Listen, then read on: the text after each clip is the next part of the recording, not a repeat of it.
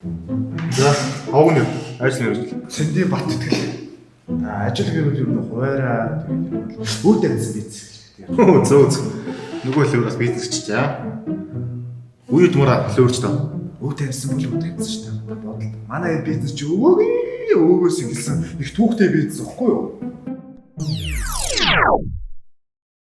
Миний энэ лөвний замнал манай өвгөөс эхэлсэн юм. Миний өвөөг Дамиран гэдэг.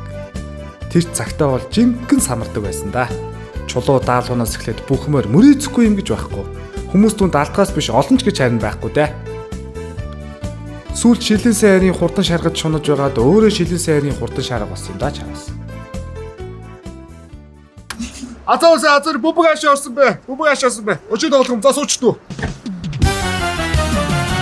Харин энэ бол манай аав цаг. Тэр Монголд бөмбөг хаашаа орсон байг зохиосон хүн. Хөндөр одоо яваа. 30 удаа алцсан чи анхлаа нэг алцсан шүү дээ. Явуулаа чи. Дараагүй тоо харин толгоцсон суу чи яваа чи. Үлцэн мөнгөөр галцсан батсаа би за яв. Бүбэг ашаасан бэ. Азаа тэр нэг төгрөгөө 10 төгрөг болоо. Суура. За бүбэг ашаасан ба. Соронд орсоо. Яха.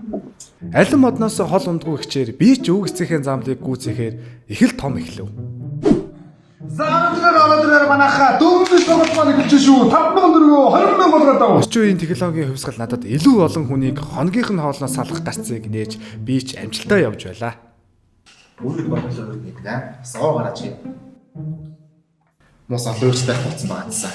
Уцны сан орцоо. Та бодолтой гарч хажууд дөрөөр үсэлсэн биш үү? 1 2 3 4 аа. Бүхэн Facebook live social явуулж шүү дээ. Би ямар юм тэргээс зүгээр Сошиал галзуураад бай. Олон нийтийн газар шоу үзэр болон бус дээд зүйл ашиглан үр дүнгээр урьдчилан тааруулах боломжгүй. Аз ашиглан тоглох мөрөдө тоглоомыг тоглосон бол тухайн дид хэрэгэд оролцсон эд хөрөнгө өөрөөр материал бүх зүйлийг хурааж болно. Нэг хүнийг 100 нэгтэй төвших хэмжээгээр тарах ойлгож байгаа чи. Чамаас хэдэн хүн хоосон гэж. Хэдэн хүн хөрсөн бол хэр хэмжээгээр зовж байгаа бол чиний бодож өсгөө чи аа.